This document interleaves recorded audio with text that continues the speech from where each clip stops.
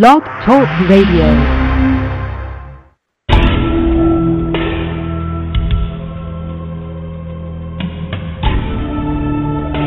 You are now listening to True Murder, the most shocking killers in true crime history, and the authors that have written about them. Gacy, Bundy, Dahmer, The Night Stalker, BTK. Every week, another fascinating author talking about the most shocking and infamous killers in true crime history. True Murder, with your host, journalist and author, Dan Zupansky.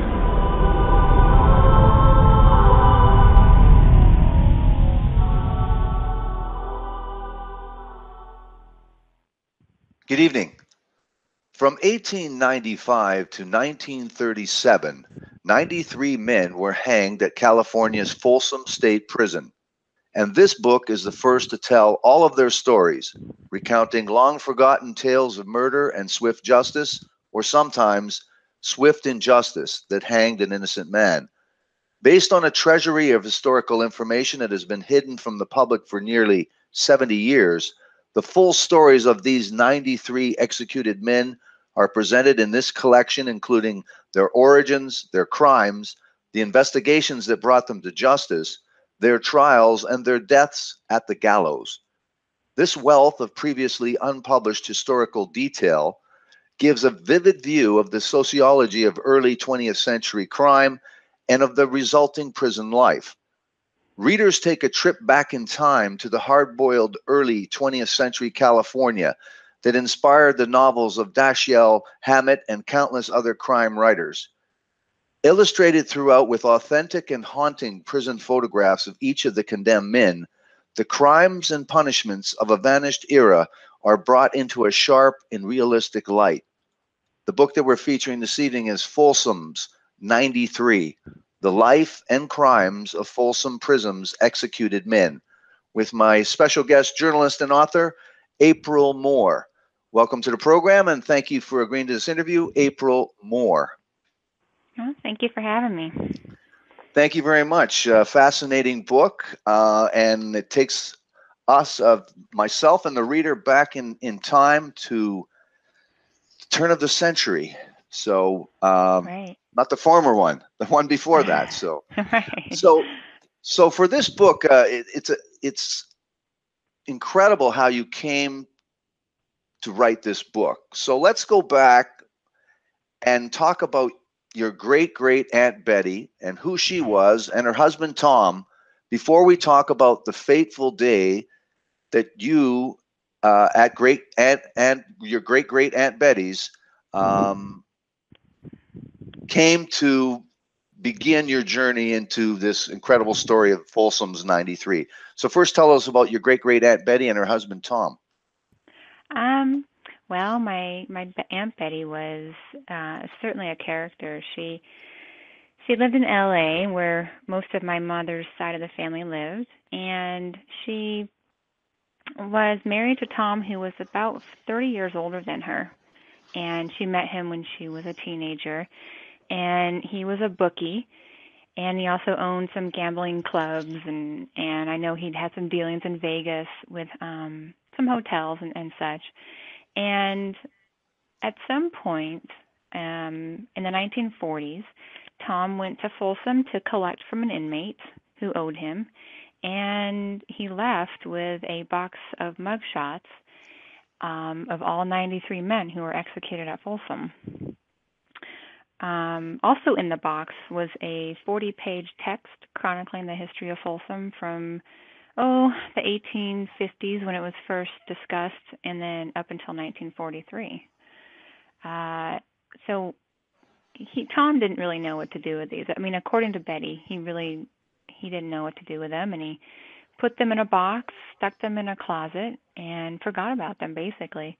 And he passed away in 1979, and Betty found them, of course, and she didn't really know what to do with them either, but she kept them, she hung on to them.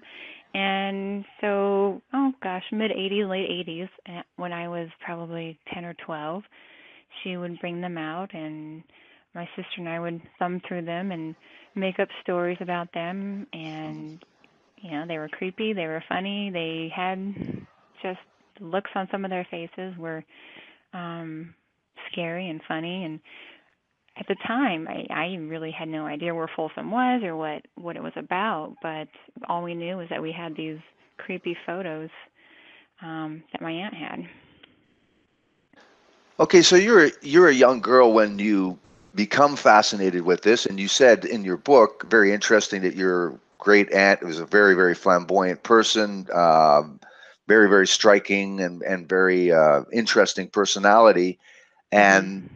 and then one day she came and brought out the box, and you took a look at it. So tell us how you come to be um, a writer, and then how this project come to fruition for you in terms of the genesis Sure. of this whole turning into a book and you turning into an author. So tell us a little about that. Well, I hadn't really thought about the photos for years, and I had been writing off and on short stories, articles, and had written a novel, and so I was playing around with writing, and I've always enjoyed it. My father was a writer, and so it was kind of just something I did, and I enjoyed it, but I didn't really have anything that I was working on at this time. So in 2008, I was going through some of my late father's writings, and I came across a copy of the text, and because he was going to possibly write about it, and I see. he wasn't able to do that, and so I thought, oh God, I haven't thought of these photos, I haven't seen these photos. I wonder if anyone has them still, because my aunt had passed away by that time.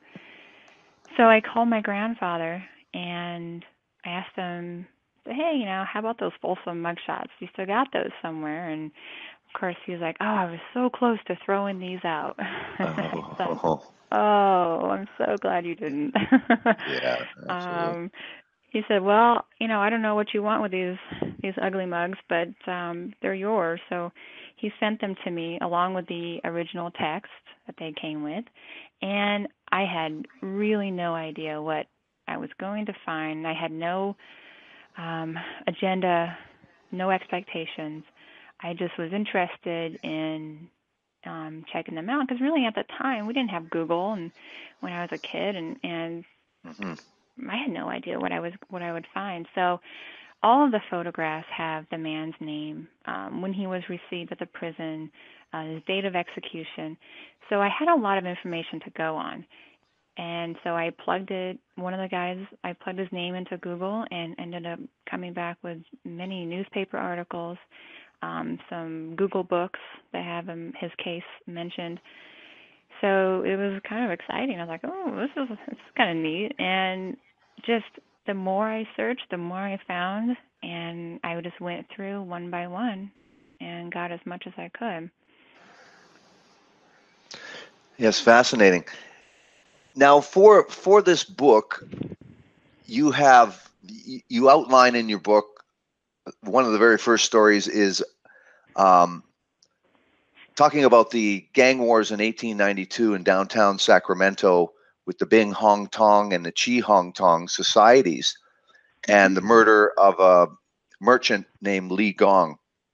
But you also weave throughout this book, of course, the fascinating history um, that was 1895 and previous to 1900, and then shortly after. And this story Mhm. goes to 1937. So tell us about the situation for Asians in California, their conditions, and how were they legally regarded and why at that time. So tell us a little, give us a little bit of the history that's included before we talk about the particular case of the murder of Li Gong. Sure. Yeah, certainly.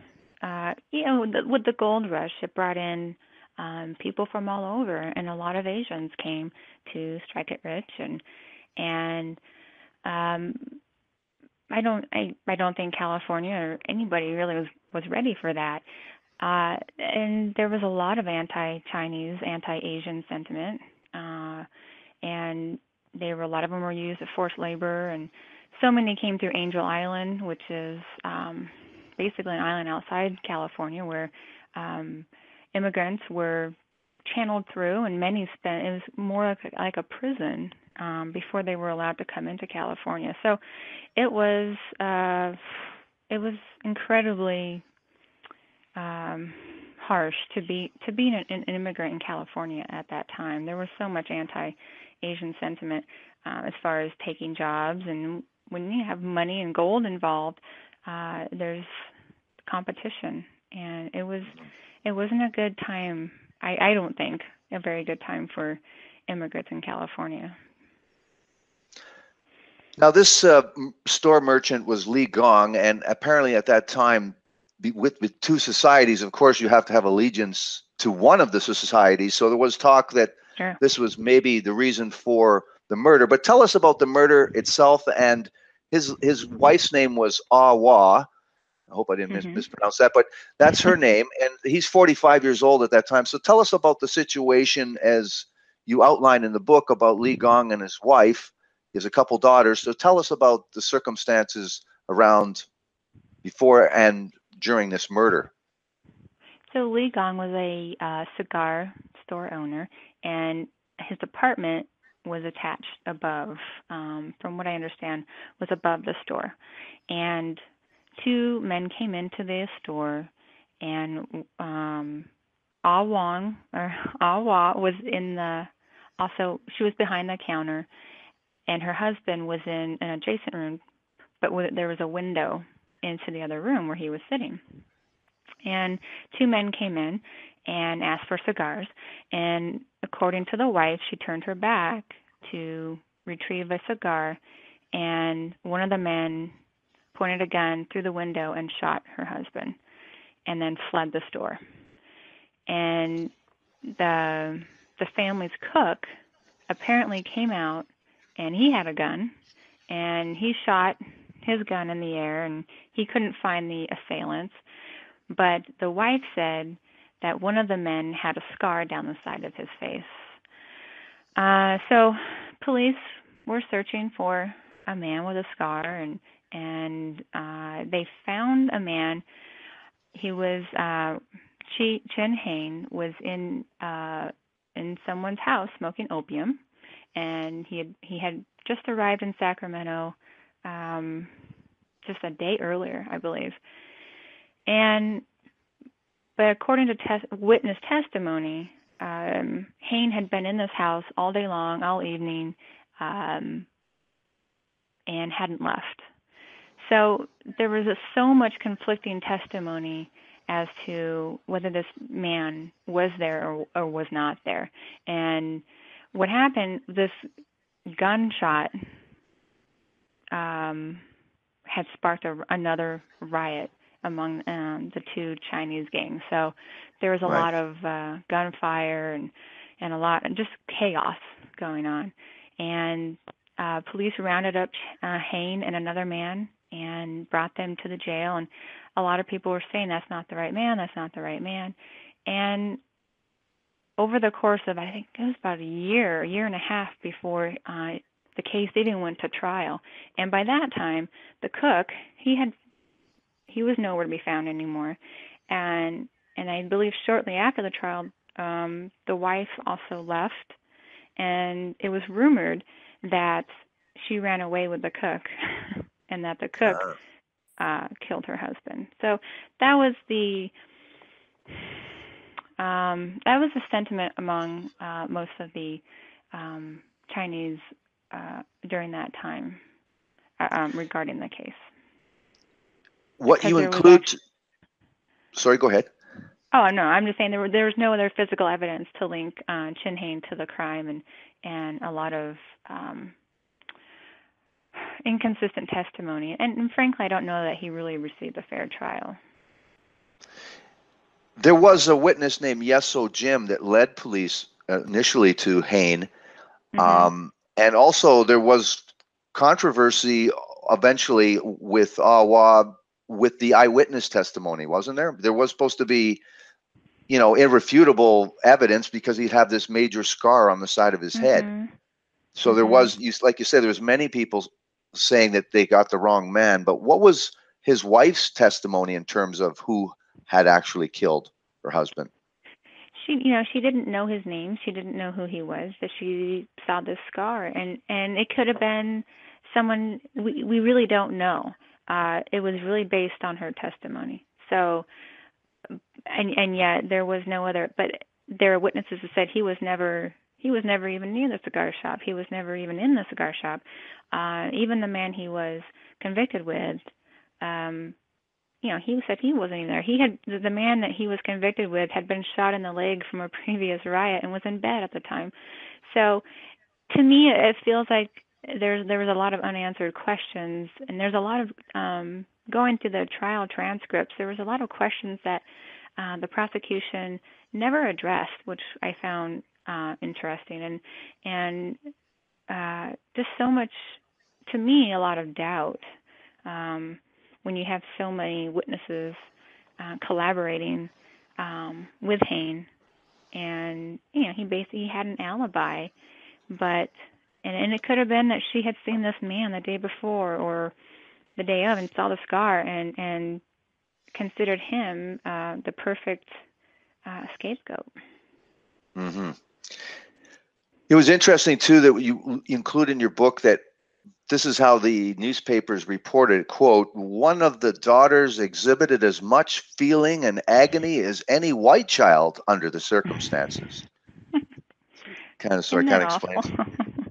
Yeah. Yeah, and that's how reporters did. How they treated minorities, and the language they used was just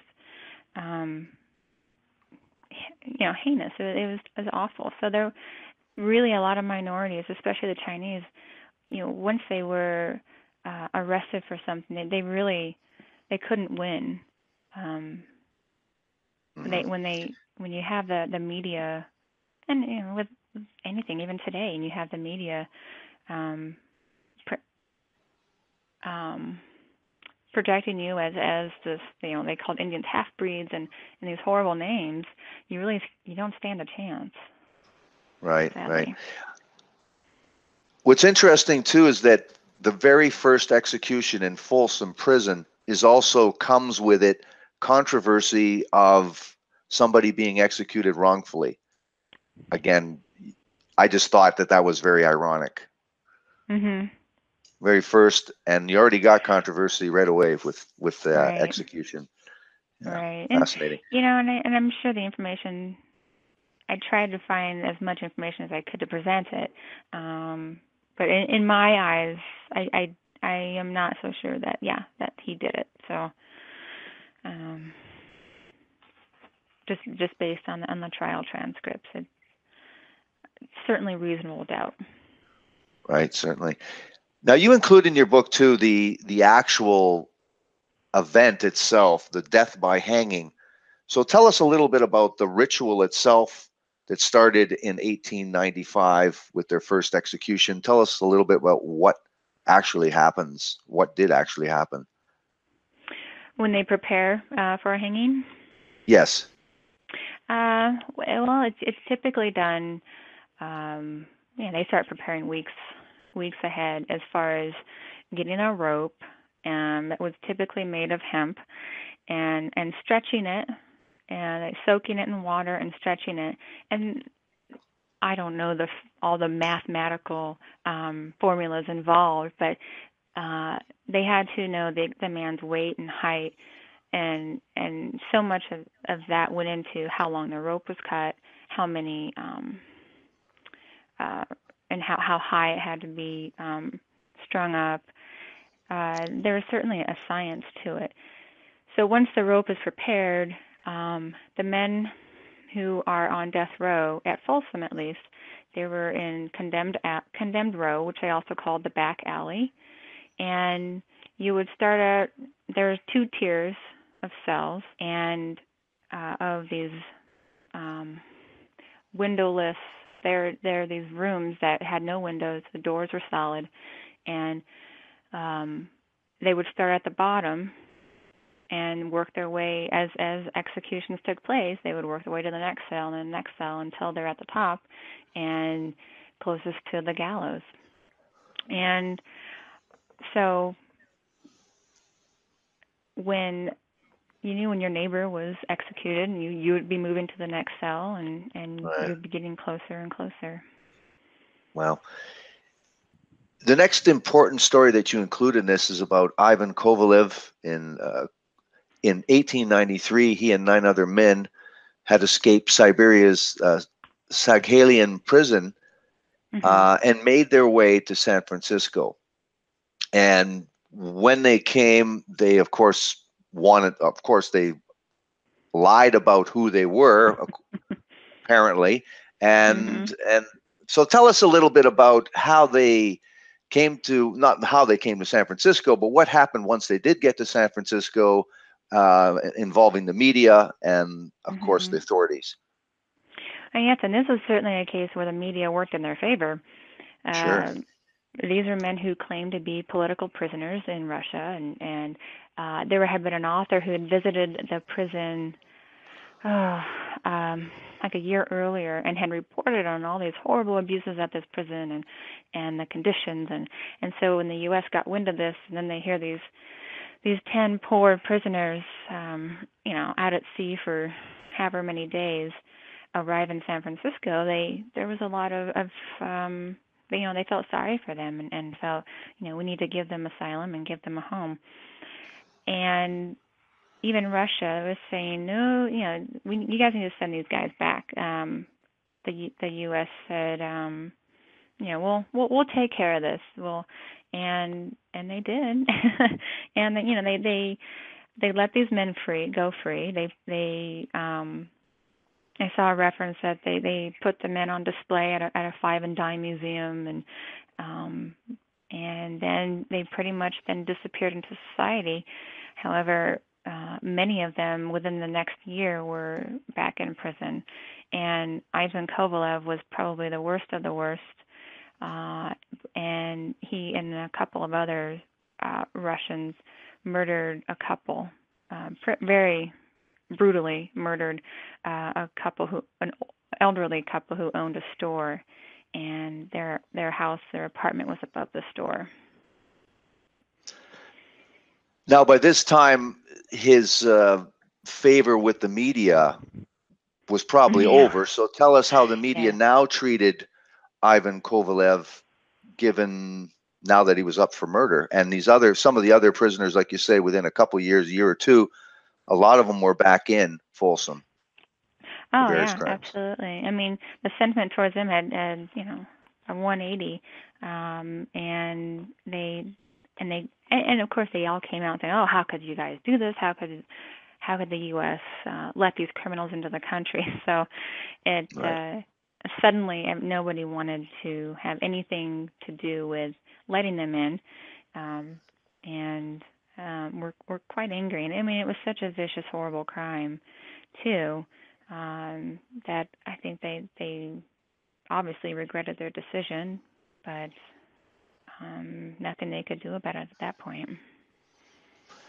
And he was caught sort of inadvertently too with some of the bounty from the theft, because this was about, this woman had a lot of money and a lot of jewelry. So there was a lot of jewelry, and they found jewelry after they had found this, not so careful criminal intoxicated, and then they found the jewelry in the jail cell. So.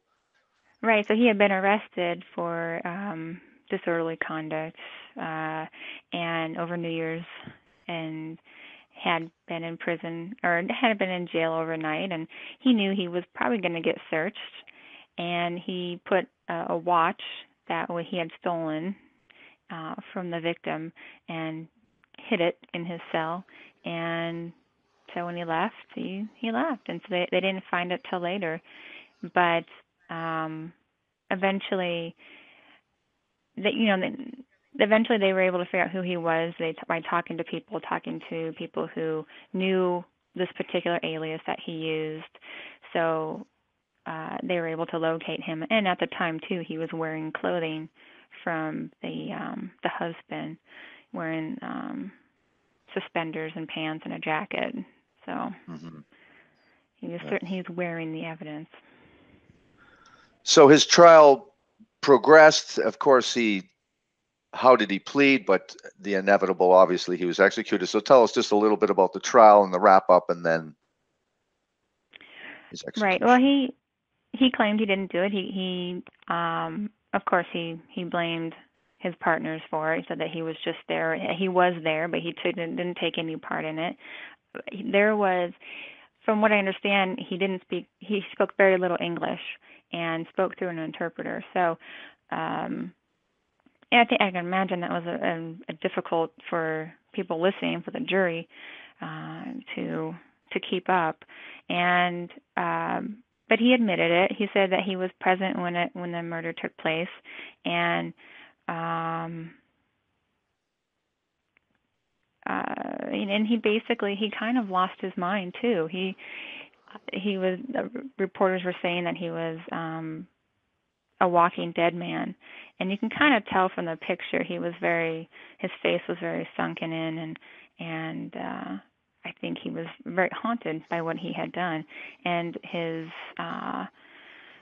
when he was offered whiskey right before his execution, he opted for a glass of milk instead. So and he was called a cringing coward and was weak and trembling on the gallows, and didn't say a word before he fell through the trap. As we spoke about before the program, it was fascinating to me that there was, even despite the heinous nature of a lot of these criminals, hence they were executed, but there still was a code of honor or manliness attached to how you went to those gallows. So just tell us a little bit about that. Oh, sure. I mean, you had a lot of pride. No matter what you were in there for, whether you were guilty or innocent, and men would be oftentimes, their hands would be tied behind their backs, and they'd be walking to the gallows, and they have a cigarette hanging out of their mouth, and I think they wanted to show that they weren't scared. And many of them, I think, did that. Others, I think, were, it was a horrible, I would imagine, the feeling of walking to your death. But I was, and I have to hand it to some of them, because they did, if you want to call it, they took it like a man. And it was their last opportunity to say a few words. Not always, but they would, say, "Oh, so long, boys," or or something to that nature. But, and I was amazed by many, when I was reading about the accounts of their execution, how strong-willed many of them were. Even those who went to their death claiming their innocence, they were calm and collected. Mm-hmm. It's fascinating. This is one of the most important stories in the book, and also it has repercussions later and importance later. Is July 27th, 1903.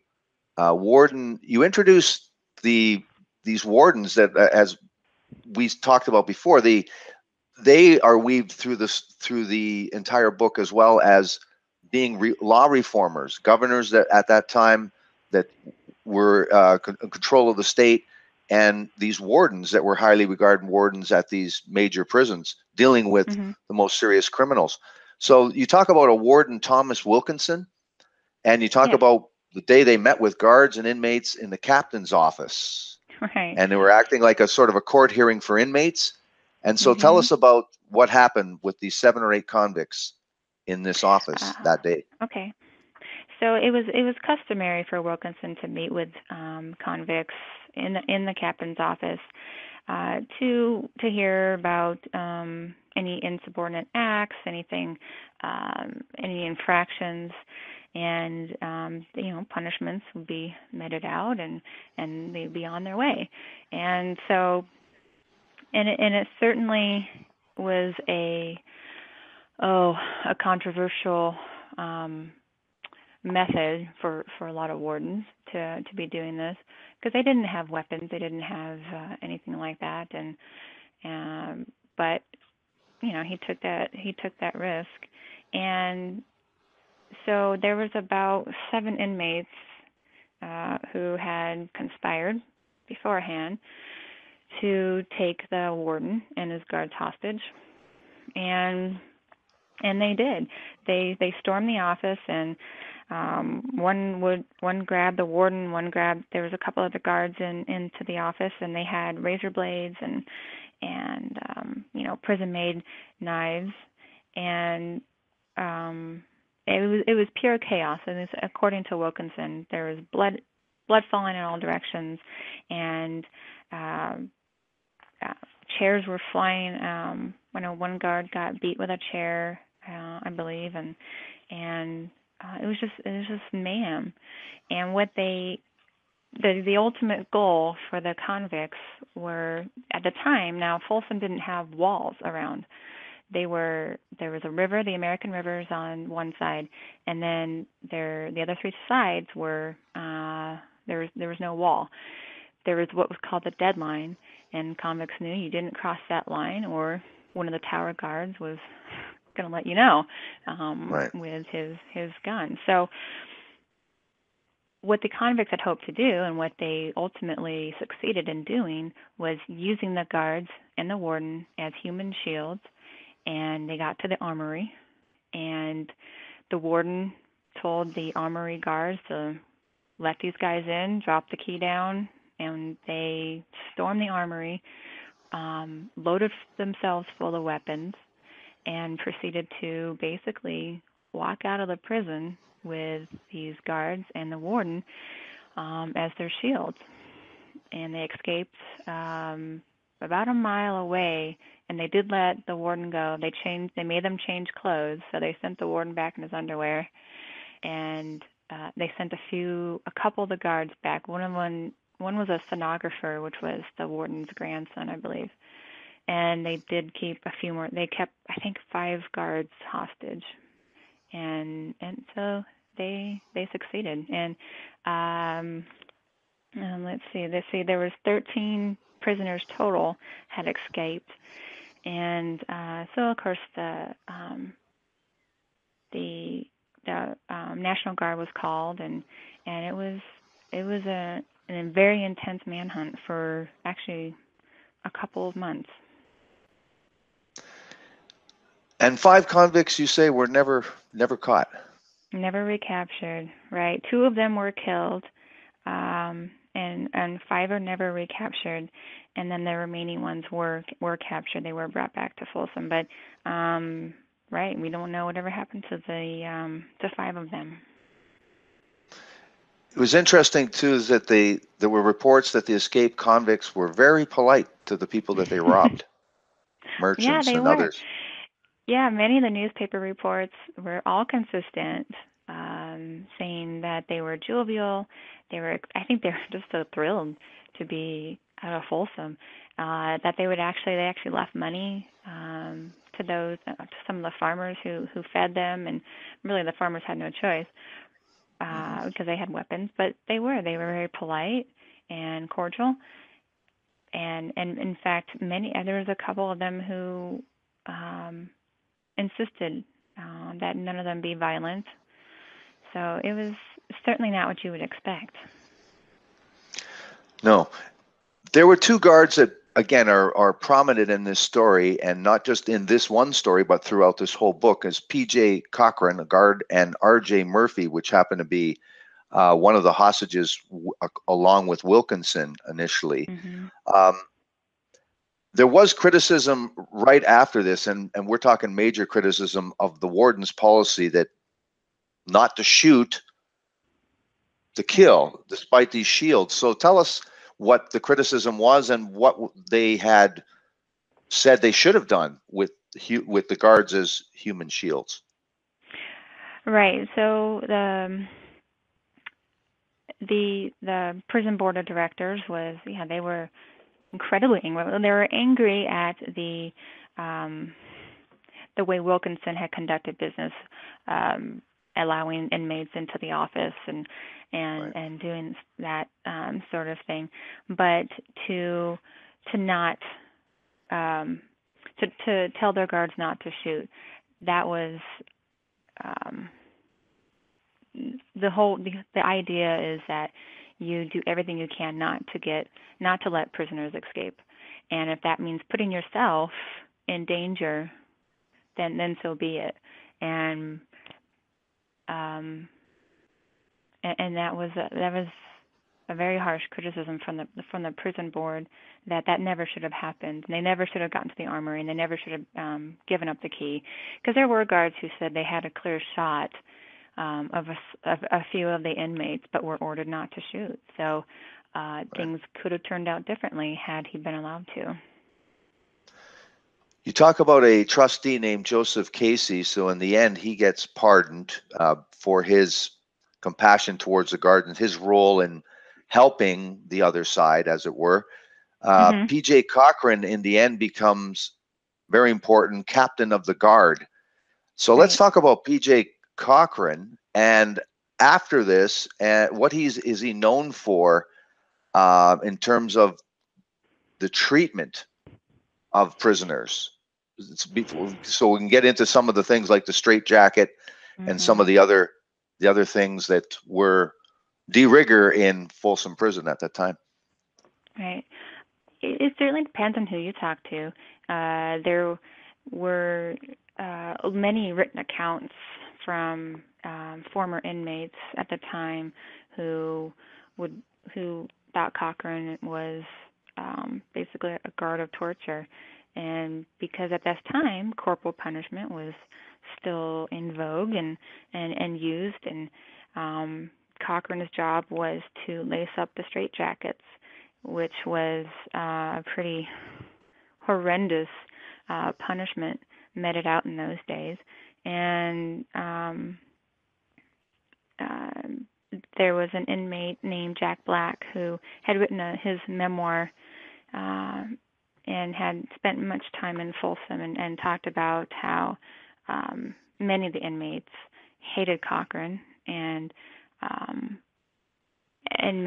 during this particular riot, many of the escapees targeted Cochran because of the punishments he had taken part in. Right. Now you talk about the Jake Oppenheimer, and he talks about he withstood the punishment for 110 hours of the straitjacket. And you talk about it, they used to call it the bag. It's like a corset, like very, very tight. It was so tight that they would often get permanent and crippling paralysis out of the deal, or be crippled from the ordeal itself. And some even died. Talking about pouring the Epsom salts down their throats at the same time, and then something called the Iron Maiden, a virtual vice, and the hooks. So where prisoners were pulled apart. So this one went on for at least till 1912, you say? At least, even probably beyond that a little bit. I'm sure prisons got away with it as long as they possibly could without somebody noticing. But yeah, I mean, these were common punishments, and I'm sure there are many others that I don't know about, but the straitjacket was certainly a common one, and they would strip the inmates down and put the straitjacket on them and tighten it with they would stick a piece of wood, like a baton, and they through the loops and would tighten it, and the inmates would lose almost really all feeling in their bodies and their limbs, and they couldn't go to the bathroom, they couldn't eat, they couldn't drink, they couldn't do anything. They would just lay them on the floor, and yeah, many of them were permanently disfigured or died from this very common punishment. So I mean, you can't imagine. No. In your book, you have a very, very fascinating story that seems, and again, what I thought in your book is that even though it's over 100 years before, there seems to be parallels and very, very commonalities with how lawyers act, how defendants act, how murderers act, and then the psychopathic tendencies that they have to deny, deny, deny. So let's talk about Adolf Julius Weber, who was 20 years old, 1906 in Auburn, California, wealthy family. His mother Mary, sister Bertha, and brother Earl caught in a fire. Right. So tell us a little bit about this fascinating story. Oh, Adolf Weber, he was probably one of the most fascinating to me in the book. 20 years old, very wealthy, prominent family, and just outside Auburn, California. And he was a little odd, little detached nature kind of kid. He wasn't always that way, but he kind of developed into this odd teenager that a lot of people steered away from.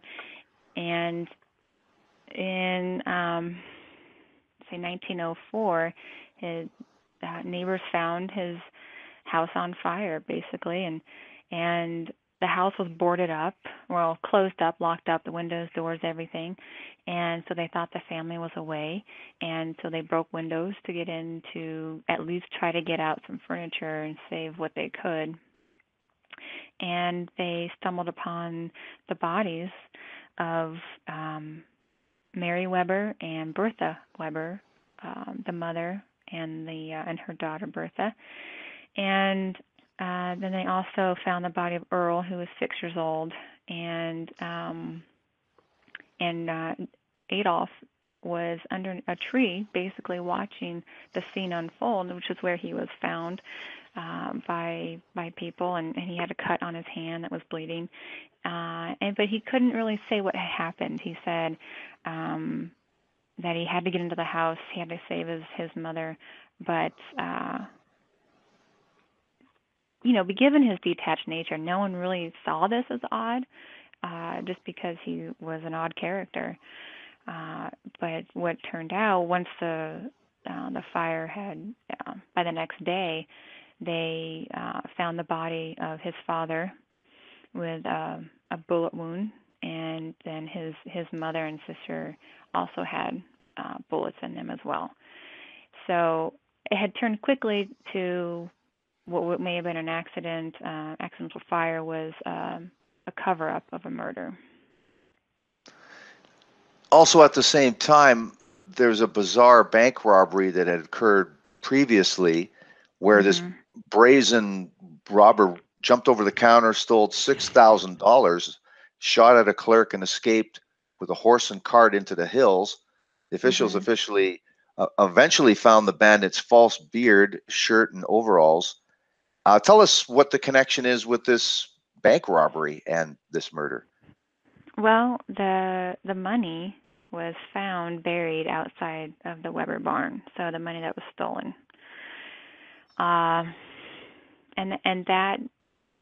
So once they found the money, it was pretty easy to kind of put the dots together and determine that this agile robber was likely the same. Was likely Adolf. And there was I'm trying to remember, because sometimes I know there was a gun used at the bank robbery, and then a gun used for the murders, and there was a gun store owner who was able to identify Adolf as the one who purchased the gun from him. So, but once they found the money buried, they pretty much knew that Adolf was behind the robbery about 6 months earlier, and it was proposed that the reason he killed his family was because his parents had found out about the robbery, and he wanted to silence them, basically. It's interesting, too, what money did for you at that time, not so dissimilar to what money can do for you in terms of defense now. For robbing the bank, he settled out of court, returning $6,700 he had received. And at the law at the time, he received $71,000 from his father's estate. Right. Yeah, I mean, at the time there were no laws. There was nothing that could stand in the way from someone, a murderer, inheriting the fortune of those he murdered. And because of that, there was a law enacted to prevent anything like that from ever happening again. So, yeah, it was insane. It was insane. The money that he inherited basically paid for his defense. And his defense too was really, again, what again parallels to today was that it was very ambitious. They said he was paranoid and hallucinated and insane at the time of the murder. He had nervous symptoms, and they talked about his sexual drive, and so it really was. They tried as hard as they could. It was a vigorous defense, wasn't it? It really was, and the thing was that there really was no physical evidence that linked him to the murders whatsoever, and it was all circumstantial. However, you know he did it. It all led to him and his, and and there was some eyewitness testimony of his behavior and where he was. He said he went for this jog, and this woman saw him, and she happened to be a prostitute. So they tried, of course, the defense tried to discredit her because of her profession. But even his defense, and they didn't really have a lot. He didn't have an alibi, but there were so many things that pointed to him doing it, from the people he ran into in town to his behavior. But he continued to proclaim his innocence to the end. Yeah, that's amazing. Your next story, or part of your book, you talk about California again at this time and the Pacific Electric Railway offering low-cost mass transit to the southern part of the state. And they talk about a San Jose air show in 1910, the first motion picture in Los Angeles in 1910, and then the mining explosion. We already talked about Angel Island and what that ended up being.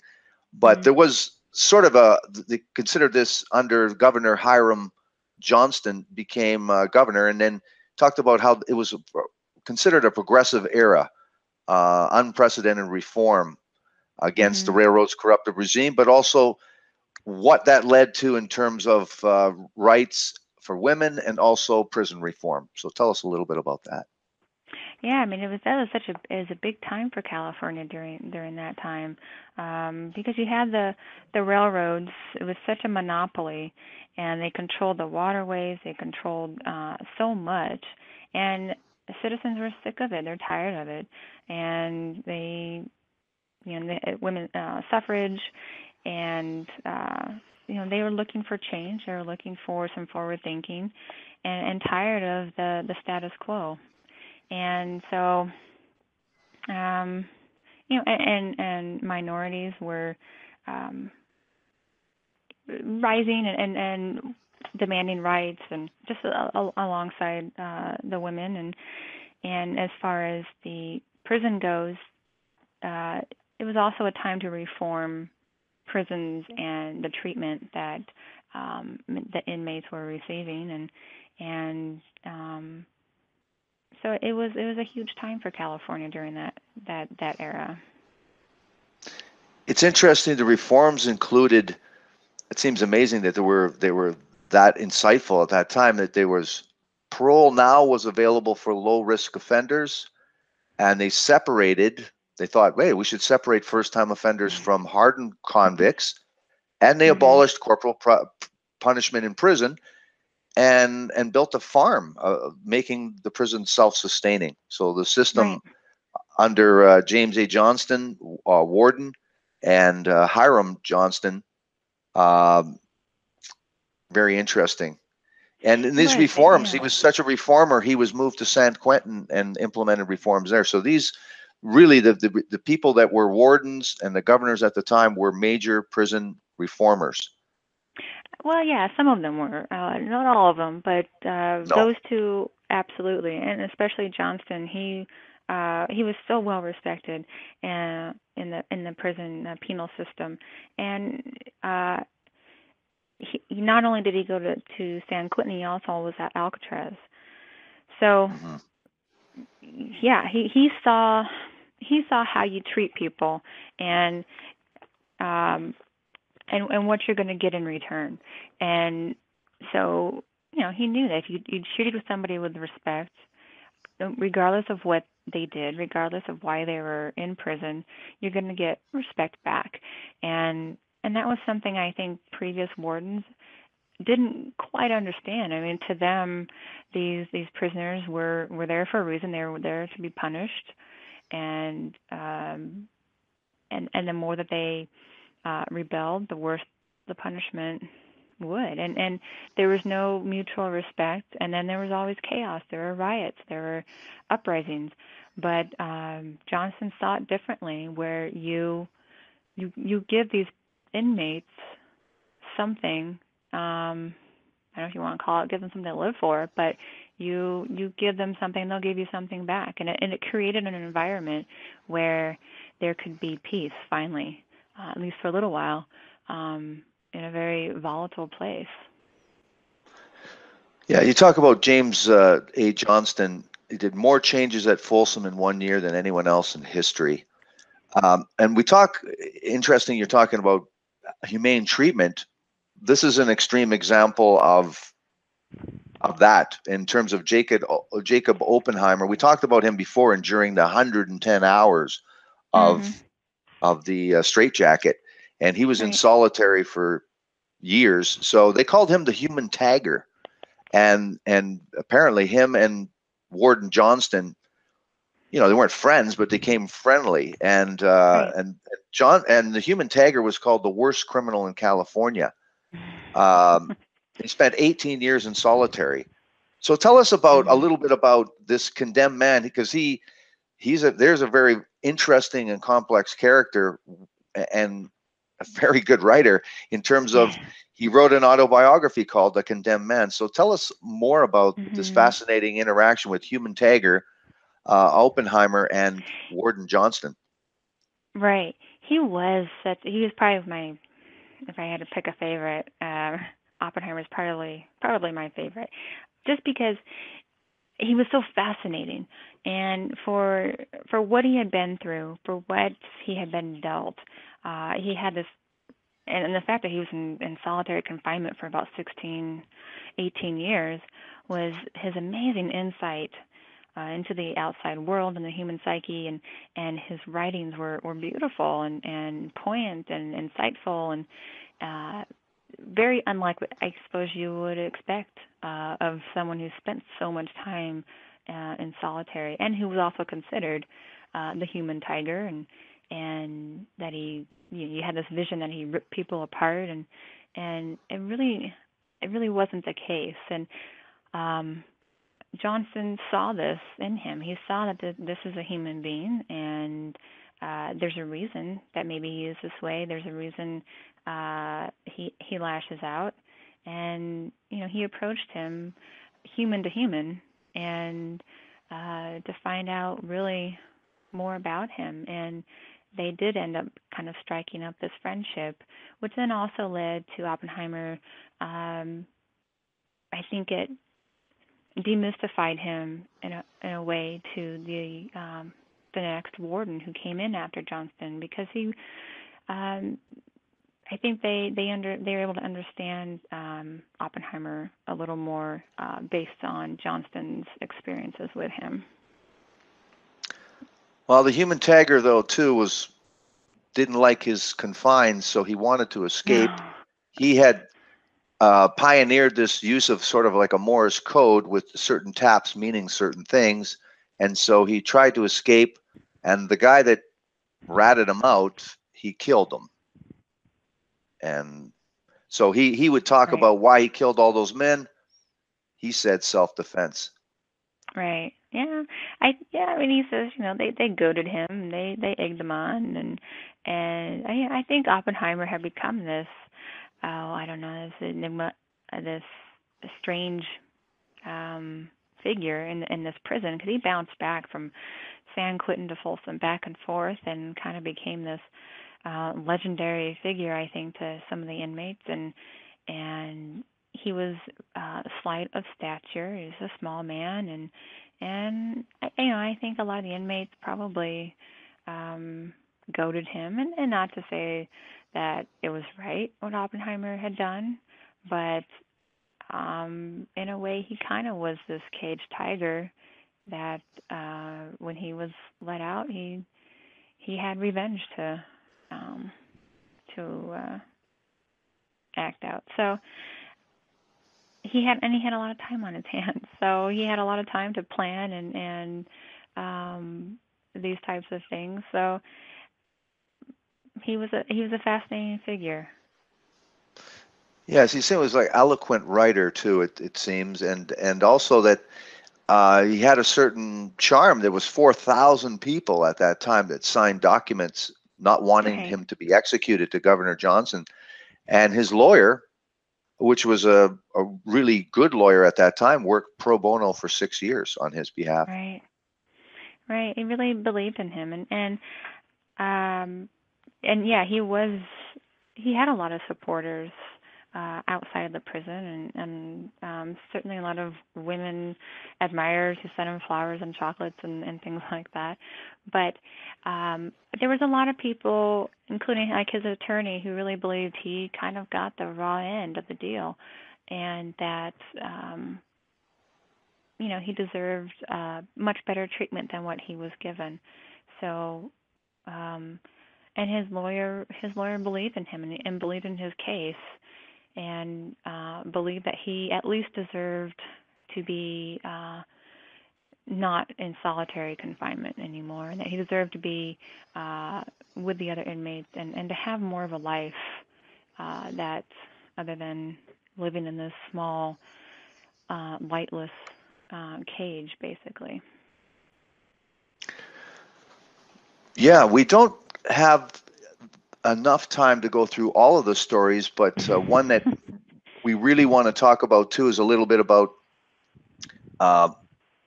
sort of a modern application of the working criminals working outside of a prison. In 1914, they started work on the California highways, which was really interesting. You talk about they would work 2 days, get 1 day off their sentence, and but just what I found interesting was that you said that had 10,000 inmates worked over this period of time, and 102 escaped and never were captured. Tell us a little bit about this. Well, I wish I knew more about that, but I think it was pretty amazing accomplishment to have that many inmates outside of the prison walls, 10,000, and only having 100 of them actually escape, and many of them just walked away from what they were doing. They walked away from the building the roads and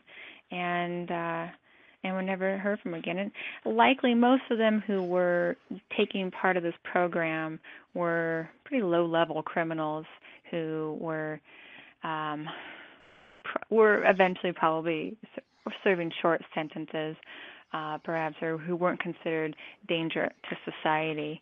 But it happens, and it was probably very tempting for them to be able to do that. So, but it was a very successful program, and even today, Department of Corrections uses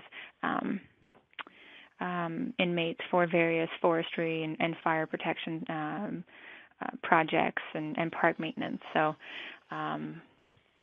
it's certainly been a program that's been around for a long time and has proven to be successful. One of the more interesting historical facts that I found in your book, which again, very, very fascinating, was you talk about the industrial workers of the world and a uniform wage that they worked for in 1905. And they're the only union at that time that would welcome all races and immigrants. But what I found most fascinating is that you talk about how they were lynched, tortured, and imprisoned because they wouldn't support World War I. Right. exactly. And they did accept minorities, and so they certainly, with that alone, were considered outcasts in a way, and there was a stigma attached to these workers that they were thugs and unpatriotic, and that they were always out for trouble, and it was unfortunate that stigma was attached to those particular workers. Hmm. You also talk about Prohibition in 1919 and all the corruption that went from there and how that affected the prison population and society, and also the golden age of the Sure. Ku Klux Klan, with Mhm. apparently 4 to 5 million members in 1925. So that's very, very Mhm. interesting. And an anti-lynching bill defeated in 1922, 23, and 24. That's an anti-lynching bill, folks. Let's Yeah. get to one of the most colorful characters in your book, and especially because of the crime. And I can't believe I'm reading this crime that many years ago, because it sounds like something that could happen right about now. And that's Right. Alex Kells in 1924, a Oh, wealthy yes. butcher, and his associate Edward Masserby, I believe. So tell us about Yeah. Lodi, California, and Alex Kells. Well, Alex Kells was he was a very successful butcher in Lodi, California, and he, however, was in debt apparently. So he had decided the best way out. Well, I should back up. He was married and had a 9-year-old daughter, and his wife was pregnant. So what Kells decided to do was um, stage his own death. And what he had done was he had met Edward Meservey at a unemployment agency, and told him that he could use some work on his ranch, and he would pay him room and board, and things like $2.50 a day, $2.50 a day. And later that evening, they found Kel's car backed into a haystack. It was on fire, and there was a body in the back seat. And his personal effects, such as keys, were in the pockets. So what happened was that Kells killed this man, put him in the car, set the car on fire, and left. And he was on the run for a few months. And what's interesting too is that somebody he knew recognized him in Nevada, and the poor man thought he had seen a ghost, and but Alex Kells kept on, and eventually was found in Eureka, California, ready to commit suicide. And when he was found, he was actually found by law enforcement from Lodi who he knew and had known for years, and they brought him back to Lodi, and he had just asked that no one tell his wife that he was alive. Yeah. So it was fascinating to me that for months his wife did not know that he was alive and sitting in jail, pleaded guilty, and was going to be hanged. And she was pregnant, and nobody wanted to tell her this because she was pregnant. Obviously, they felt it was a danger to her health and the health of the baby. So this town kind of conspired together to protect this woman from the truth. So it was just fascinating to me. It's interesting, despite the betrayal of her husband, she's a staunch supporter, not wanting him to be executed, and claimed he was insane. And Right. and she worked to appeal to the governor. Right. She did. She spent a lot of time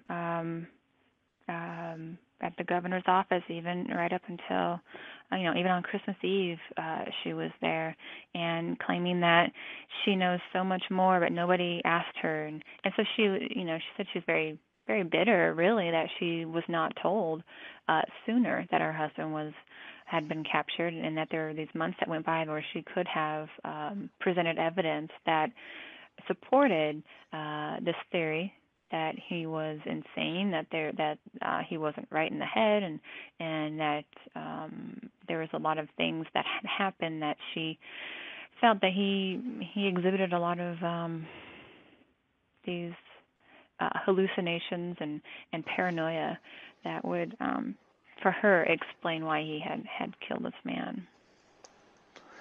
Very interesting, too, that she received $42,000 from insurance policies eventually. Eventually, You can she did. see how these laws are changed, can't you? Oh, yeah, absolutely. Just That- by, right. Guess obviously it was fraud to get insurance money, and yet here she was able to collect a good portion of it. Let's talk about, before we have to let you go, about P.J. Cochran. He was killed at a rock quarry in 1924, and he had worked at Folsom between 1891 and 1924. So then also tell us just a little bit about 1927, what the impetus was for, or you talk about the habitual criminal legislation, very similar to the 3 strikes and you're out now. So tell us a little bit about what seemed to happen there and that the new law. Yeah, the habitual crime was to, I'm trying to find, I haven't looked at this in a while. It was to keep habitual criminals kind of like, well, what you would see mandatory sentencing laws today, and to basically keep habitual criminals in as long as they possibly could, and kind of much like the 3 strikes you're outlaw. I haven't looked this up in so long. You'll have to excuse me for that's giving okay. you a fuller answer. No, what you did talk about, that it was just the times, and Folsom was expanded to fit more inmates. So there was, and you talk about the advent of automobile parks. So we don't have enough time to go into all of these fascinating stories, but you talk about the years 1937 executions were not done anymore by hanging. So tell us about the end of that era at Folsom and what it transpired, or what it transformed to. What was the next step? So in May of 1937, California had decided to abandon hanging, and all executions would take place at San Quentin at the gas chamber. So it was said that the gas chamber would be more humane, and that hanging was so violent of an act that and that the gas chamber would be much more calm and soothing, and that it was a better way to execute inmates, which really was quite the opposite. It was from what history has said, it's a very awful, very painful way to die, was in the gas chamber. But regardless, Governor James Rolfe Jr. Vetoed it, saying that the gas chamber would be experimenting with human misery, whereas San Quentin's warden basically said that the purpose is to remove these convicted people from society, and how it's done mattered very little. So it eventually has now changed to lethal injection, and it still is occurring at San Quentin. But Folsom did their last execution in 1937. It's ironic that there's still debate and also issues and problems with execution, isn't there? Yeah, absolutely. I mean, If you ask me, there's just really probably no humane, clean, simple way to execute someone, and there's it's such a each each method is has its own flaws, and like now there's lethal injection is um, very tend to be flawed and botched. A lot of the inmates who are drug users have very unusable veins, so it's very difficult for people to administer the drugs, and oftentimes the drugs don't do what they are supposed to do, because they give them 3 drugs, and one is supposed to render them unconscious, and it doesn't always happen. And so when they give them the next drug, they're experiencing the pain of their bodies shutting down when they shouldn't be. So many things have happened. Power outages have occurred. You have people who are administering these are nervous, and some have been even intoxicated. And states don't require someone to even stay with the inmates to even ensure deep unconsciousness. So, and sometimes these drugs can paralyze them, so they're unable to speak or move, and no one would know that they're still awake. So I think there's a lot to be still figured out with this. And again, just doing a lot of the research with my book, I really feel there was 8 or 9 of these men who were innocent. So I think until there's we can ensure that everyone who's on death row is truly guilty, I think it's too much to gamble with. Mm-hmm. Well, the advent of any kind of wrongful conviction in terms of someone being killed on that wrongful conviction, I guess, throws out the whole idea that, you'd rather let 9 guilty go than rather Right. 1 innocent be convicted. Well, I mean, I guess that's just lip service. Before I let you go, I just wanted to mention to the readers, to implore them that this book is chock full of these fascinating stories.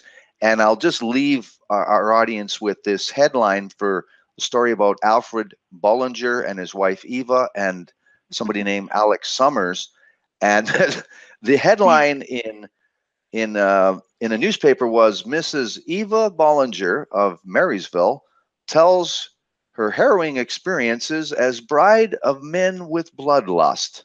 That was the headline, where a woman ends up having the misfortune of having 4 out of her 5 husbands being killers. What are the odds?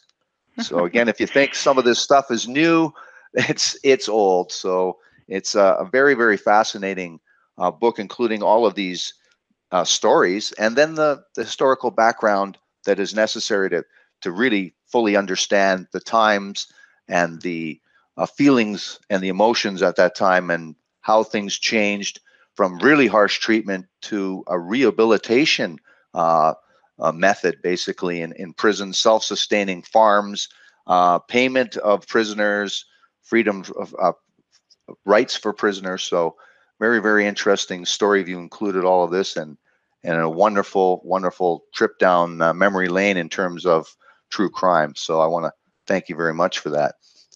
No, thank you. Now, if somebody were interested in, I don't know if you have a website or if you do the Facebook thing, tell us how people might contact you if they're so interested. And of course, this book is all over Amazon and Barnes & Noble, so easy to find, probably an ebook format as well as paperback. So tell us a little bit about if somebody wanted to contact you or find more about this story or anything else you've done or are going to do. Sure, I'd be happy to talk with anyone who's interested. They can find out more information on my website. It's called FOLSOM'S93.com, and I blog about some of the stories I came across during my research, but you can also reach me through that, or you can go to apriljmoore.com. And like I said, the book is on Amazon, Barnes & Noble, and it should be easy to find. Absolutely. I want to thank you very much, April Moore, for coming on and talking about FOLSOM'S 93, The Life and Crimes of Folsom Prison's Executed Men. Thank you very much for coming on and talking about it. Thank you. Thank you, and have a great evening. Good night. Thanks. Good night.